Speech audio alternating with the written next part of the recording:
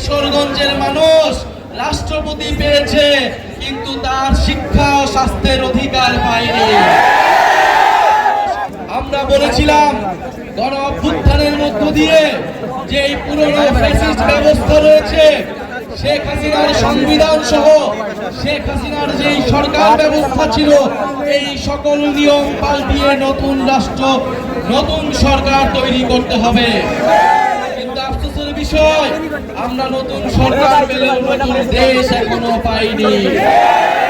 জাতীয় নাগরিক পার্টি আপনাদের কাছে ওয়াদাবদ্ধ, গণ অভ্যুত্থানের শহীদদের কাছে ওয়াদাবদ্ধ, নতুন দেশ গড়া না পর্যন্ত আমাদের এই লড়াই চলমান থাকবে।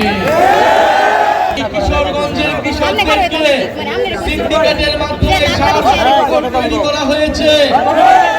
কৃষকরা তাদের কৃষিকাজ ঠিকমতো করতে পারছে না, তাদের ফসলের ন্যায্য মূল্য পাচ্ছে না। সেই হাওর এলাকা থেকে একটা শিশু বিদ্যালয়ে যেতে পারে না, চিকিৎসার জন্য সুব্যবস্থা পায় না।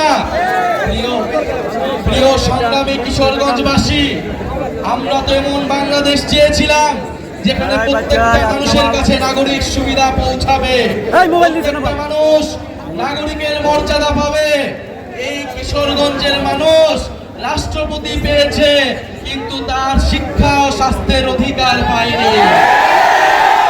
সংগ্রামী কিশোরগঞ্জবাসী, আপনাদের এই ফ্যাসিস্ট রাষ্ট্রপতি আপনাদের বাংলাদেশকে, আমাদের বাংলাদেশকে শেখ হাসিনার কাছে তুলে দিয়েছিল। মানুষের মানবাধিকার, মানুষের গণতন্ত্রকে, বাংলাদেশের গণতন্ত্রকে হত্যা করেছিল।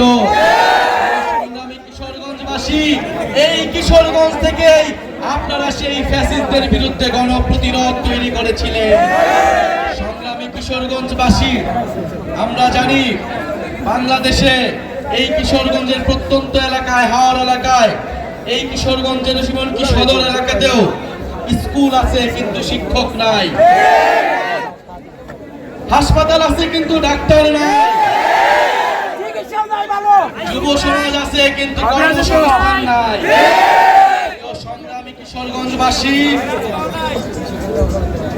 অনেক বাজেট আছে কিন্তু রাস্তা নাই, রাষ্ট্রপতি আছে কিন্তু মানুষের উন্নয়ন নাই। আমরা এই কিশোরগঞ্জের চেহারা পাল্টায় দিতে চাই। আমরা সেই কিশোরগঞ্জ চাই যেখানে হাওর এলাকার একটা ছোট শিশু বিদ্যালয়ে যেতে পারবে, যেখানে হাওর এলাকার একটা মানুষ স্বাস্থ্যের সুযোগ সুবিধা পাবে, যেখানে কিশোরগঞ্জের যুব সমাজ কর্মসংস্থান পাবে, যেখানে কিশোরগঞ্জের মানুষ যাতায়াত ব্যবস্থার সুব্যবস্থা পাবে। কিশোরগঞ্জবাসী, আমরা বলেছি তরুণরা রাষ্ট্রের চালিকা শক্তি, দেশের চালিকা শক্তি। এই তরুণদেরকে যদি এই গণ অভ্যুত্থানের পরে আমরা যদি তরুণদেরকে কাজে লাগাতে না পারি, এই তারুণ্যের শক্তিকে যদি দেশ গঠনে কাজে লাগানো না যায়, বাংলাদেশকে আর কখনোই গড়ে তোলা সম্ভব হবে না। আমরা তারুণ্যের সেই শক্তিতে বিশ্বাসী, আমরা কিশোরগঞ্জের শক্তিতে বিশ্বাসী। আমরা বিশ্বাস করি কিশোরগঞ্জের মাটি এনসিপির শক্তিশালী ঘাঁটিতে পরিণত হবে। সংস্কার, বিচার এবং নতুন সংবিধানের দাবিতে আমরা রাজপথে নেমেছি। ফ্যাসিস্টের স্বৈরাচারের দোষররা এখনো বিভিন্ন জায়গায় লুকিয়ে আছে। এই কিশোরগঞ্জে অনেক মামলার আসামিকে এখনো গ্রেফতার করা হয়নি। আমার শহীদ পরিবারকে এখনো হুমকি দেওয়া হচ্ছে, হতযোদ্ধা ভাইদেরকে আওয়ামী লীগের সন্ত্রাসীরা হুমকি দিচ্ছে।